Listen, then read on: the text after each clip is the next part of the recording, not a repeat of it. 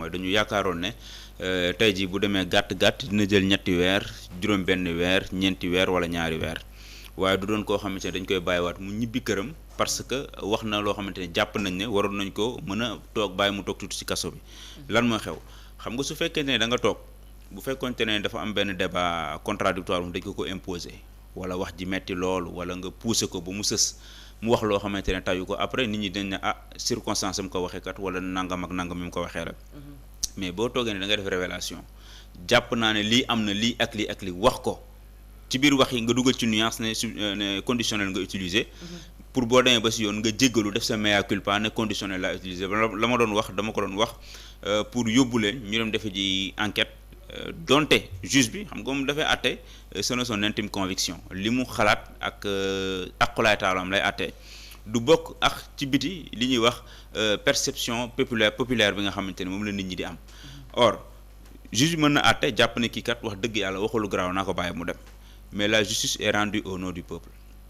dafa am loo xamante ne bi am xam nga amoon na fi ay temps jamonoy Macky Sall ñu bëri dañ doon wax kumba am ndey kumba amul ndey c'était devenu une chanson kumba am ndey kumba amul ndey maanaam bu ñu demee si yoon dañuy ànd ak kii wala ñu ànd ak kële donc chaque jour dina am koo xamante ne moom la ñuy léser ñu dëkkal ko si bopp nit ñi ba ñu dem ba kenn daanaka gëmatul suñu yoon léegi su fekkente nag yoon dafa door ku ne commencé di ko xosi kii di ko gaañ kii di ko matt kii di ko def leneen ak leneen foofu la lay jëmee moo tax ma ne ñuy moytu yu ni mel maanaam ay kàddu yoo xamante ne dafay dañ koy jëmale si yoon di faral di bëri parce que bu yàggee dafay dem ba dafa am benn xam nga dafa am Macky Sall bi fi nekkee dafa am lu ñu doon wax rupture de la confiance maanaam confiance bi amul suñu diggante ak yoon dafa demoon ba fa dagg parce que dañ naan bu ñaar ni tooñante bu ngeen demee si yoon ki ëpp doole mooy gañe bu ñaar ni tooñante bu ngeen demee si yoon ki ëpp làmmiñ mooy mucc waxuñu ku tooñ wala ku tooñul léegi nag mu demoon ba justice bi kenn wóolootu ko dañ naan justice Macky Sall la ay Macky Sall lañ fa nekkal mais ñii ñëw espoir boobu am léegi nag parfois da ngay tomber man damay wax ci li ñuy wax ñi moytu li ñuy wax le piège de la rupture le piège de la rupture mooy benn ndëgg sërëx boo xamante ne lépp loo def dañ naan nii la ko Macky Sall doon defee moytu leen nii la ko Macky Sall doon defee moytu leen nii la ko Macky léegi nag yéen da ngeen dem ba da ngeen di bëgg moytu da ngeen di bëgg di topp rupture bi mujjee woyof voilà ba mu mujjee oyof te ñi ngi ko séqal parewuñu pour oyof xam nga loolooy affaire bi xam nga su fekkente ne yow da nga ñëw nga ne keekat daf ko teengaloon ba mu teeng waaye yow nga ñëw wutu ko nga ne noo man damay oyofal ba mu oyof wala tamit baaxul bu yàggee faiblesse lay déedéet ni ko Abdou Diouf daan waxee sans faiblesse coupable ni cruauté inutile loolu c'est très important mooy il faut être ferme sans faiblesse coupable ni cruauté inutile donc da ngay diggu doomu nekk ci digg bi mais su fekkente ne par exemple nit def na parce que c'est pas la première fois nit def loo xamante ne lenn kii bu doon jamonoy 7 mois ci ginnaaw wala 8 mois ci ginnaaw jamonoy Macky Sall rek xel xalaatu ko wala bu du ko xalaate sax def mais da nga gis léegi lan ngay gis ay ñoo xam ne dañ naan seen ay chroniqueur lañu tuddee seen bopp lu ñu wax xeeb parce que dara du leen ci fekk waa tant que demoo ba sës duñ la doog a convoqué or loolu c'est dangereux parce que di nga ko bëgg freiner ji ëllëg mu lay të moo tax man je suis pas pour l'arbitraire mais dama gëm tamit justice buñ ko dafa war a xaw a dëgër si ñenn ñi surtout boo amee si ñoo xam ne dañuy def ay acte de défiance yoo xamante ne waru leen bàyyee noonu. mais Moustapha est-ce que c'est pas irresponsable de la part d'un chroniqueur wala d'un journaliste boo xamante ne il fait bien son travail nga ne da ngay jox révélation te leer na la yow li nga teg ci table bi leeru la amoo ci benn preuve bu palpable ba tax nga ne da ngay utiliser conditionnel au cas où bu ñu la téyee nga ne conditionnel laa utiliser également. mais loolu moo tax ma ne dañ leen waroon sanctionner ba beneen yoon. keneen ku nar a toog waxaat dara xam nga tey su fekkee moom ñaari fan la fa def suba mën naa toog ma sosal kenn. mais su ma toogee mën a sëree xool benn xale ba mu neex mën a sëree le fils wala sëree la fille de nangam. kooku dem porte mën ko conditionnel laa wax de sëree laa wax. toog jàpp sama ñaam foofu laa koy teg. bu juge bi waxee ma daal di xappal ay bët daal di yërëmtal ne ko monsieur le juge baal ma jéggal ma damaa juum ñu baal ma dem toog sama kër li ma yàq naa koo pare. donc pour man day am fu ñu toll ne serait-ce que une façon de faire boo xam ne dafay doon genre leçon booy sànni ñi. exactement daf ci baax yenn saa yi yéenuñu kenn prison nag mais dafa fekk ne am na yoo xam ne bu ñu koy constater lu bari baaxul voilà ñu daal di wéyali ba tey li nga xamante ne moo di waxtaan bi seen émission le soir la ba dee yéen a nga ñuy doog a suivre ganu le soir tey jii di woo ci tur Souleymane Niaba nekk Pastef bu Wakaam dañuy dem directement suñu ñaareelu ponk ñu gis ne ki nga xamante ne moo fi nekkoon njiitu réew doomam Mamadou Sall dañ ko daal di lim ci daanaka problème bi nga xamante ne moom la ñu toppee jamono ji Farba Ngom lu toll ci 125 milliards ci suñu ay koppar mu am ay mbir yu bëri yoo xam ne toppee nañ ko lu ci mel ni blanchiment de capitaux ak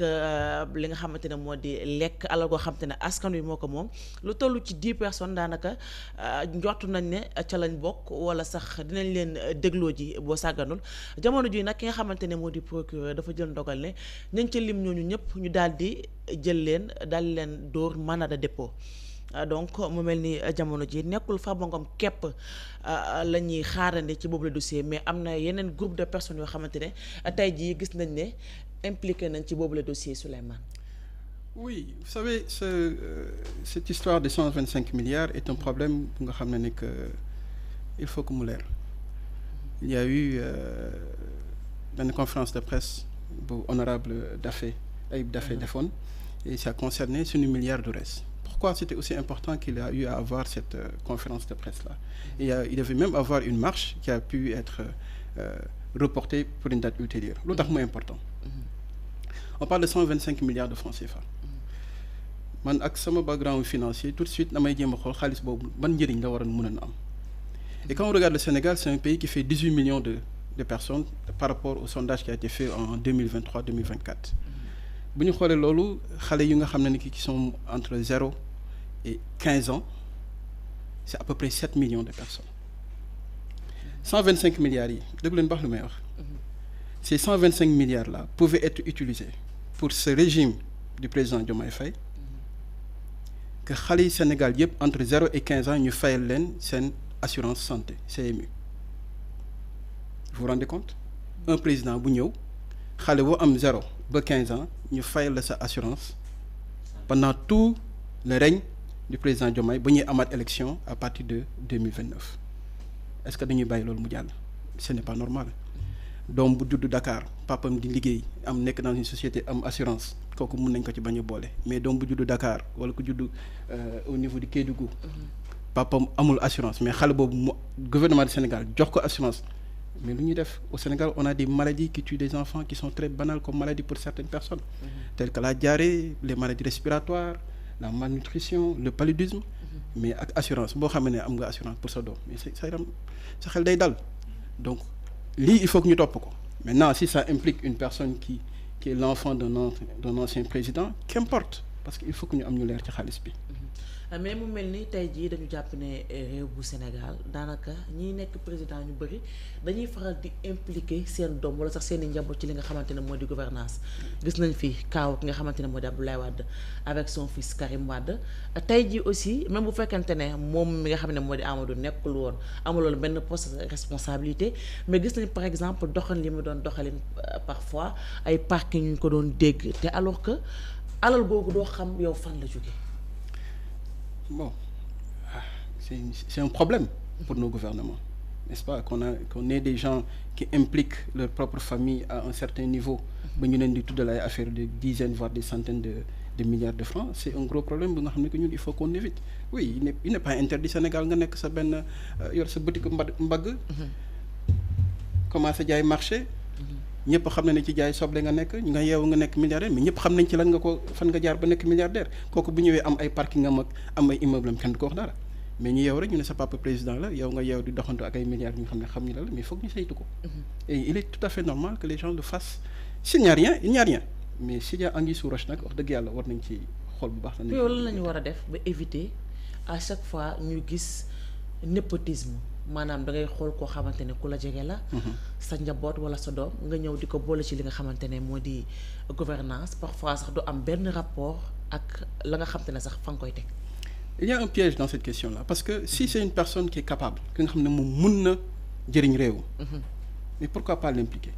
dans les normes et dans les règles. parce que lu war a mën a guider en termes de loi man mii nga xam ne je suis un employé dans une société moo ko war a mën a guider moo war a mën a guider beneen un autre fonctionnaire. donc suñ ko jaaralee yoon y a pas de mal en soi parce que nit ki am na compétence am mais bu amul compétence bi nga ñëw jox ko li nga xam ne ni que mu ñëw toog ci kaw bopp ni juste parce que sa doom la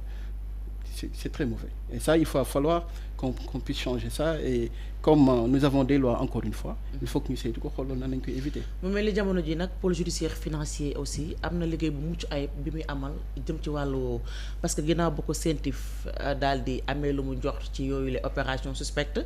jébbal na ko pôle judiciaire financier ba tey enquête yaa ngay wëy dégg nga sax daanaka lu toll ci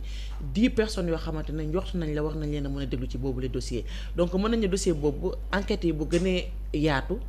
am na ci yeneen personne ak yeneen nga xamante ne benn gang wala benn groupe boo xamante ne ni ñoom aussi mën lañ leen cee tuddaat. Ah bon, on dirait que tooxi doona bi daal du benn nit rek ko def daal.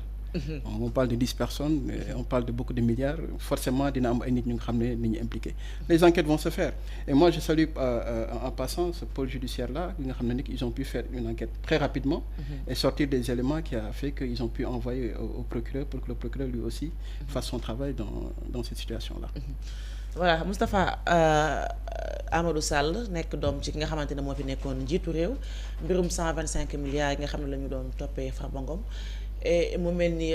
Tahirou Sarr bi nga xamante ne jàpp nañ ne moom mooy élément clé bi ndax Farba moom mbirum complicité lañ koy toppeek li ni mel ba ci Amadou Sall bi nga xam ne sax jamono ji ñu ngi koy tudd ak lu toll ci 10 personnes. waaw xam nga coowal 125 milliards yooyu nga wax. dafay affaire bu doy waar. avocat Farba amoon na ko waxoon ne bu ñu ko toppee ci biir dina bëri ñu daanu. maa ngi gëm ne nag mi ngi bëgg am raison parce que bu ñu ko toppee ba ci biir dina bëri ñu daanu. xam nga Amadou Sall bi ñu ci tudd tey jii te procureur